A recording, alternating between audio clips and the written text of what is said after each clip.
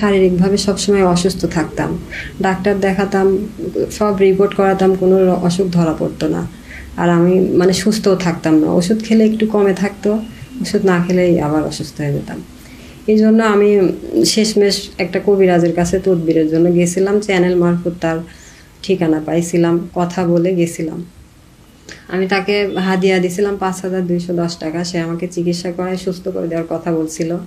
তাই গেছিলাম, যাওয়ার পরে সে আমাকে মানে চিকিৎসার ক্ষেত্রে কোনো কিছুই না, আমাকে ছোট্ট একটা পাটির উপরে বসায় ধূপ জ্বালায় ঝাড়ফুঁক করে আমার গায়ে গয়না বা টাকা পয়সা ব্যাগ যা ছিল সব তো নিয়ে নিছিল। নিয়ে নেওয়ার পরে সে আমাকে বলতেছে যে আপনার কাপড় খুলতে হবে, আপনার হচ্ছে বুকের উপরে কাফনের কাপড় দিয়ে লিখতে হবে, আপনার শরীরের উপরে কাফনের কাপড় দিয়ে লিখতে হবে, শরীরের ভিতরে ওই কাপড়টা দিয়ে আবার বের করে নিয়ে আসতে হবে।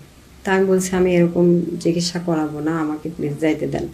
আমার কাছে তখন 10,475 টাকা ছিল, সেই টাকাটাও উনি নিয়ে নিছে, গয়নাও নিয়ে নিছে, ফোন ছিল তাও নিয়ে নিছে, ব্যাগ নিছে। আমার তখন রিকোয়েস্ট করতেছিলাম আমি একটাই, যে আমাকে যেতে দেন, যা নিছেন নিয়ে নিছেন, আমাকে এখন যেতে দেন। তো উনি আমাকে আসতে দেয় না, উনি আমাকে জোরপূর্বক ধর্ষণ করার পরে আবার বলে যে এটা যদি তুই বলিস তাহলে কিন্তু তোর সমস্যা আছে। তখন আমি বলছি আমি কাউকেই বলবো না, আমাকে যেতে দেন। পরে ওদের ওখানে আরও কয়েক কিছু লোকজন ছিল, এসে বললো যে এভাবে ছেড়ে দিলে মেয়ে শিক্ষিত হয়তো কোনো সমস্যা করতে পারে। পরে উনি আমাকে মারপিট করে, প্রচুর মারপিট করে, চর থাপড় লাথি ঘুষি দেওয়ার পরে লাঠি দিয়ে খুব পিটানোর পরে আমার থেকে একটা কাগজে সই নেয়। সই নেওয়ার পরে আমি যখন সেন্সলেস হয়ে গেছে, আমাকে ঢাকা প্রিয় দর্শক, বিস্তারিত ঘটনাটি তুলে ধরবো, তার আগে অনুরোধ করবো যারা ভিডিওটিতে একটি লাইক করেননি অবশ্যই একটি লাইক করে চ্যানেলটি সাবস্ক্রাইব করে সম্পূর্ণ ভিডিওটি দেখুন। মেডিকেলেও আবার ডাক্তার দেখায়, কিন্তু ওখানে আমি কোনো মুখ খুলি না যে আমার কি হয়েছে না হয়েছে, আমি বলছি এমনি আমার পারিবারিক সমস্যা। তারপরে ওনারা ওখান থেকে প্রেসক্রিপশন করে দেয়, পুলিশ কেসও লিখে দেয়, কিন্তু আমি ওখানে ওনার বিরুদ্ধে কোনো অ্যাকশনে যাই না। আমি বলি যে দেখেন আমার মান সম্মান যা করছেন তা তো করছেনই, ছবি তুলছেন, ভিডিও করছেন, কি করছেন না করছেন, আর এগুলা কিছু করেন না, যা নিছেন নিয়ে নেন, আমি কোনোদিনও দাবি করবো না আমাকে যাইতে দেন। পরে উনি আমাকে আসতে দেয় ঠিকই, কিন্তু তার পরবর্তীতে আবার উনি আমাকে ব্ল্যাকমেল করা শুরু করে। ব্ল্যাকমেল করতে করতে আমি যখন আর কিছু করতে পারি না, আমি অনেক কান্নাকাটি করছি, অনেক হাতে পায়ে ধরছি, কিন্তু উনি আমাকে ছাড়ে না। পরে আমাদের এলাকার আওয়ামী লীগের নেতাদের দিয়ে আমাদের বাড়িঘর ভাঙচুর করার রাত 12টার পরে অনেক ছেলে পেলেন যে আমার মা আমার বাচ্চা আমাদের গায়ে হাত দেয়, বাড়ি ভাঙে, গেট ভাঙে, আমাদের বাড়ির থেকে সবাইকে চলে যেতে বলে। পরে আমরা বেশ কিছুদিন পালাইছিলাম 2 মাসের মতো, কিন্তু আমাকে কোথাও ইনি বাঁচতে দিচ্ছেন, এনে বরাবরই খালি আমাকে ব্যবহার করতে চায়, আমাকে শুধু ডাকে।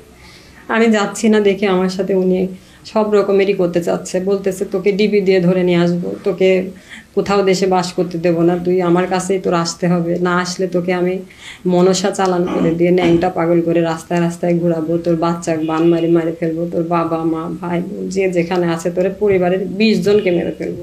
এরকম মেসেজ আমার কাছে আছে, আমার কল রেকর্ডও আছে। কিন্তু আমি কোথাও কিছু দিশে বিশা না পাই আমি আবার ওনাকে টাকা চাচ্ছিল, জন্য টাকা 5 লাখের উপরে টাকা আমি আবার নিয়ে গেছি আমার আম্মার সাথে, যে আমি ওনাকে টাকাও দিছি, বলছি দেখেন আমার আর অপমান অপদস্থ করেন না, আমার জানটা ভিক্ষা দেন, আমার বাচ্চাটাকে নিয়ে আমার বাঁচতে দেন। কিন্তু উনি আমাকে কোনোভাবেই বাঁচতে দিচ্ছিল না। পরে ওখানেও আবার ওনার দর্শক, বিস্তারিত ঘটনাটি অবশ্যই আপনারা দেখলেন। কবিরাজের কাছে গিয়ে যে ঘটনাটি ঘটেছে তার এই বিস্তারিত আজকে তুলে ধরেছি। বিস্তারিত ঘটনা নিয়ে আপনার কিছু বলার তাহলে কমেন্টে ফ্যামিলি থাকা সত্ত্বেও উনি আমাকে 2 দিন আটকায় রাখে।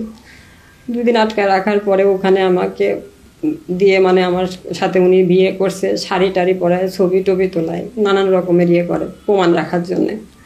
আবার ওনার বউ ছিল এখানে, ওনার বউ শাশুড়ি বাচ্চা সবাই ছিল। আবার উনি ওখানে পাশে যে মেয়েদেরকে নিয়ে এসব করে আমি নিজের চোখে দেখছি, আমাকে দিয়ে উনি এরকম ব্যবসাই করাতে চাইছিল।